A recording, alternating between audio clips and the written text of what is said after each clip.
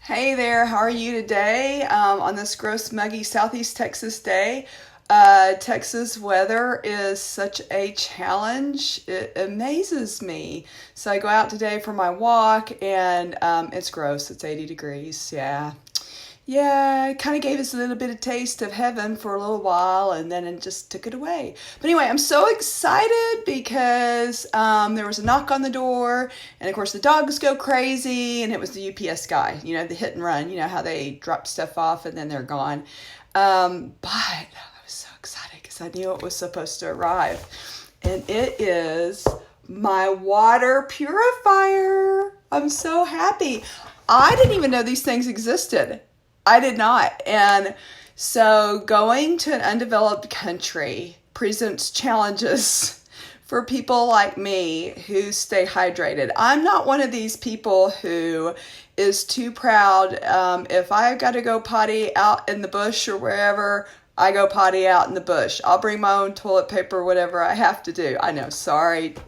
TMI, I'm sure. But it's just not an option for me to not drink water. It's not healthy. I don't feel good. It impacts me in very negative ways. So I was so excited since one of my huge passions is travel.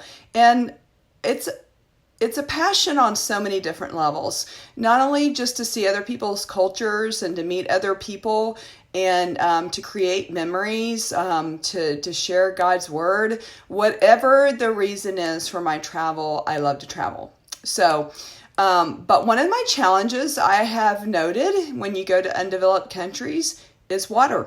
And so I remember last year in January, we were in Colombia and we were warned, don't drink the water. And I don't know, maybe Colombia has a good, water source.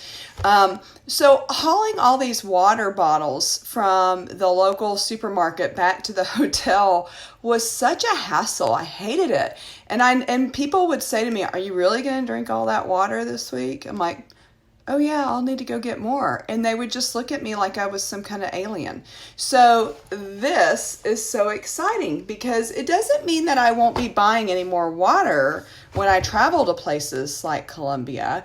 It just means that I'll buy less water because I could actually fill it up in the hotel room. And it's really cool. I listen to travel podcasts all the time. And so I was really excited when I found out about this. But anyway, this it's called the Grayle Ultralight Purifier. Grayle Ultralight Purifier. And it ain't cheap, just letting you know. But it's going to be worth its weight in gold. So what you do is you fill it up, and it has this picture of like filling it up in a stream or wherever. Now, I'm not one of those camper people. I'm too old for that. But so you fill to the water line, and then you press it down. It has the picture here. Press it down, and then it's sort of like a French press. And it presses out the impurities and the stuff that's not good for you. And then you can simply drink from it. Well, let me tell you, when I heard about that on a podcast, I was all over it. Went right to Amazon and I ordered it. And I was so excited that I could order it before this next trip because I know it's going to save me some aggravation of always having the purified water in my hotel room or water to brush my teeth or blah, blah, blah, and I fully intended to do a video at some point about packing procedures. And I'm constantly straddling this line between creature comforts, that we have here in the United States. And as I get older, I get used to. Or just going light and going in just a carry-on, which I can do. We a couple of years ago, a friend of mine, she and I went to Croatia for a week in a carry-on, and we each had our own carry-on in our backpack, and that's it. And we were able to do that, and it was fine.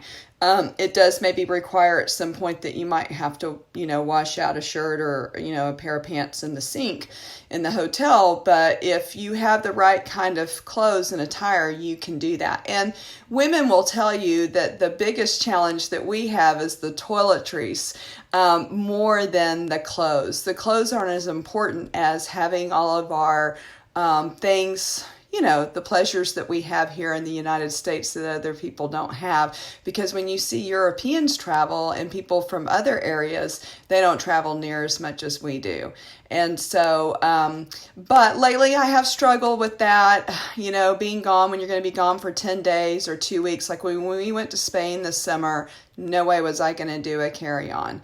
So I just limited us to 2 medium-sized suitcases to keep things simple, because you guys know, if you travel in other countries, a lot of times the cars that you rent are way smaller than what they are in the US. And like to rent a minivan, I don't even know if you can do that, but if they're available, they're extremely expensive and so prohibitive with the costs. But anyway, I'm so excited. I'm so excited to go to the other side of the world and excited to meet other people. And one thing I have found out through travel is there are nice people everywhere. And the majority of people are nice people and are willing to help and willing to talk to you if you have the common bond of a language. And we are blessed with English, that so many people do speak it, although I wish that the U.S. system would do a better job with making us multilingual and helping us like other parts of the world. But anyway, that's my share today, my water purifier, because we all should be drinking a minimum of 64 ounces of water a day, even if we're traveling. And if we're traveling, we should probably drink more, especially if you're going to fly, across the pond somewhere. So have a great day. Have a great Tuesday. Try to stay cool if you're in Southeast Texas or somewhere in the South, and stay warm if you're somewhere up north. See ya. Bye.